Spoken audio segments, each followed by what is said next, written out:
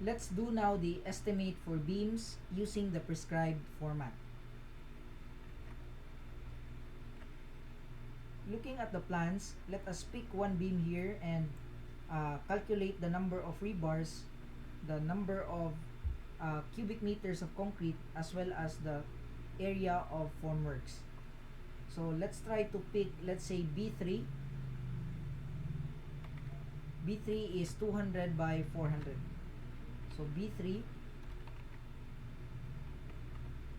the size is 0.2 by 0.4. So for the x and y dimension, that is 0.2 by 0.4. For the length, the total length, we can see here in the plan that this is more or less 4 meters. No, but the 4 meters here is measured from the face of the support here, but here is it is measured from the center, to the center of the column. So anyway, that is just a very small margin of error. So let me make use of the 4 meters as the total length. So here we place 4 meters. The total volume will be 2 or 0.2 times 0.4 times 4. So 0.32. For the quantity, there is no other similar B3 because the other B3 has a length of 4.5. There is only one B3 having a length of 4 meters. So the quantity here will be 1. The total volume will be the volume of one beam times the total quantities. So 0.32. Now for the rebars, there are several types of rebars for a beam. Now typically we have the top continuous, the bottom continuous, and then we have extra bars. Normally we have extra top bars at the support, or cut bars at the support. Let's just call this cut bars at support A, then cut bars at support B.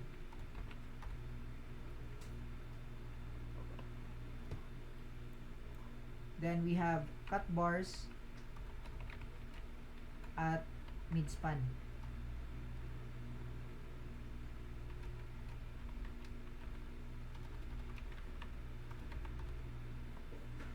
Now for the cut bars at support, this is considered as top, which is almost always the normal. Then for the support, the other support, this is also top. Then for the midspan, normally this is at the bottom. Then lastly, you have the stirrups. Okay, for the top bars, let's look at the schedule.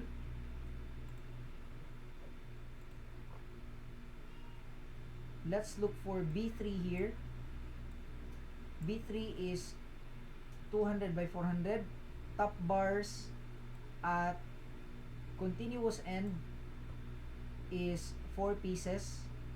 For the midspan, 2. Then for the discontinuous end, we have 4. So 4, 2, 4. Therefore, the continuous bars at the top, as you can see, is 2. Here we have 2, then 2, and then we have extra bars at every or at each of the supports. For the bottom bars, we have consistent 3, 3, and 3. So there are no extra bars at the bottom bars.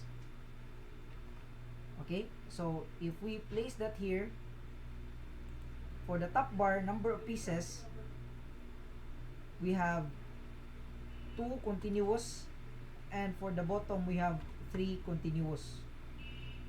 For the cut bars at the continuous end or support A. Now if we look at the plan, this is actually support B, no? Because looking at the plan here,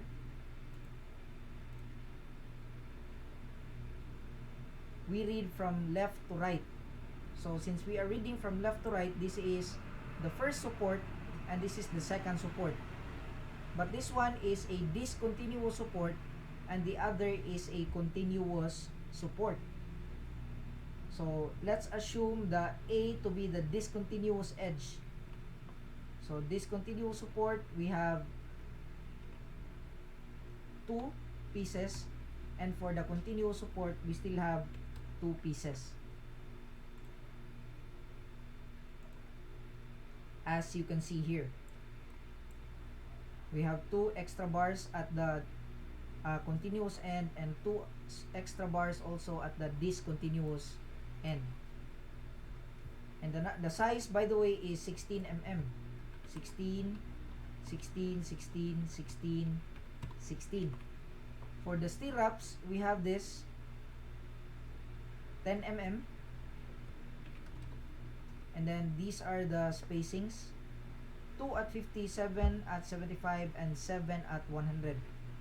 So we take the formula from column because more or less they have the same assumption in terms of spacing.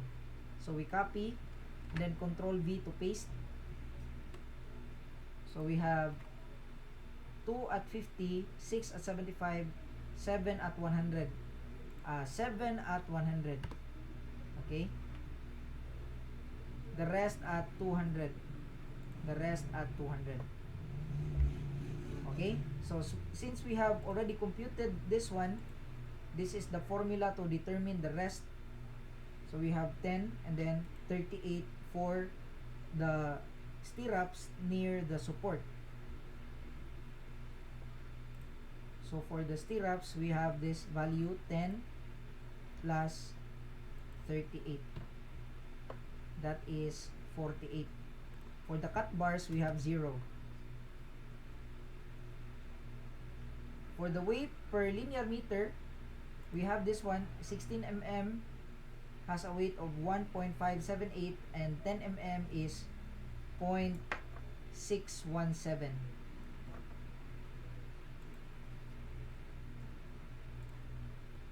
So we have 1.578. We drag it all the way down until here, and then 0.617. Alright? Then for the length, we have the top continuous will have this length, and then for allowance purposes, especially for hooks, bends, and splices, I will just assume an allowance of 0.3 on each of the ends. So 4 meters plus 0.3 on one end plus 0.3 on the other end. So that will have a total length of 4.6. For the bottom, we look at the standard beam connection detail or standard beam rebar detail if it is found here.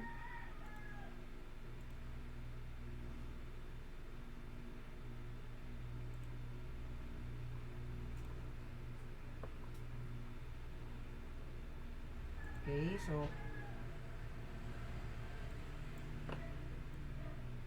for top bar, the length of the cut bar is L over 4, L1 over 4, or 3/4 of LC if there is a cantilever beam.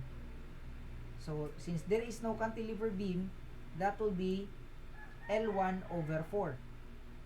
So that will be simply equal to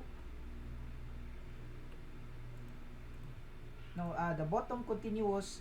Let us just drag this formula here or copy, because the top and bottom are the same for the continuous rebars.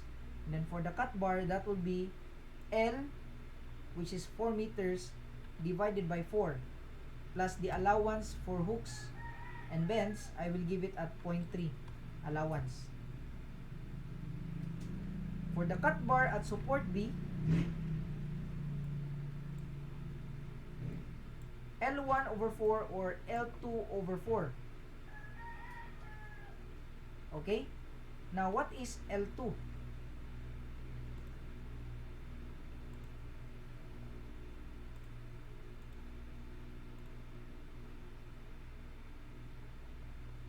Check.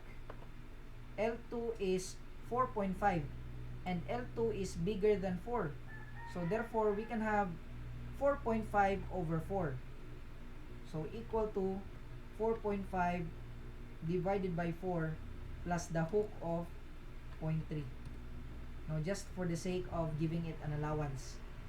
Now, in the actual, you may prepare another cutting list which will really give a more accurate estimate. For the cut bars at midspan, 0 because we don't have a cut bar at the midspan. Because as you can see here, for B3, we have 3 pieces, 3 pieces, and 3 pieces. So there is no cut bar at the midspan. For the stirrups, we have just the perimeter. Now this is a rule of thumb. I will just have the perimeter of the beam. So that will be 0.2 times 2 plus 0.4 times 2. Okay? So you now have the lengths of the different rebars. Next is the weight. Weight is just the product of the weight per meter times the number of pieces times the length per piece. And then you drag the formula down. Next is for the total weight. The total weight will be the weight of one rebar multiplied to the quantity. Okay? So you repeat that, copy, and then paste. You cannot drag because if you drag, the cell reference for the quantity will also be dragged, and we don't want that to happen. Okay, so I'm copy pasting the formula, and then okay, let me just do this one.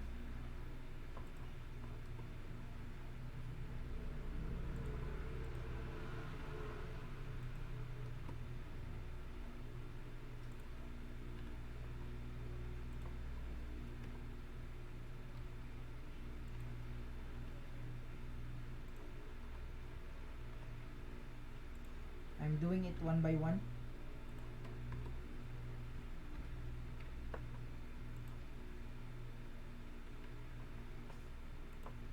Alright, so we are now done with the total quantity. So we can say that for this beam, the B3, the sum is 80.43 kilograms of rebar. For the Formworks, we use the wetted perimeter, or the perimeter that is being used to support the concrete. So we do not include the top part. Okay, so we only do the Formworks for this part, the bottom and one side. So here we have equals 0.2 plus the side times 2. Okay, and then you place there a quantity or a parenthesis, and then multiply that by the length. So that the total Formworks will be 4. Then for the grand total, 4 times 1. So that is how to estimate or to record the values of rebars, concrete, and Formworks for beams.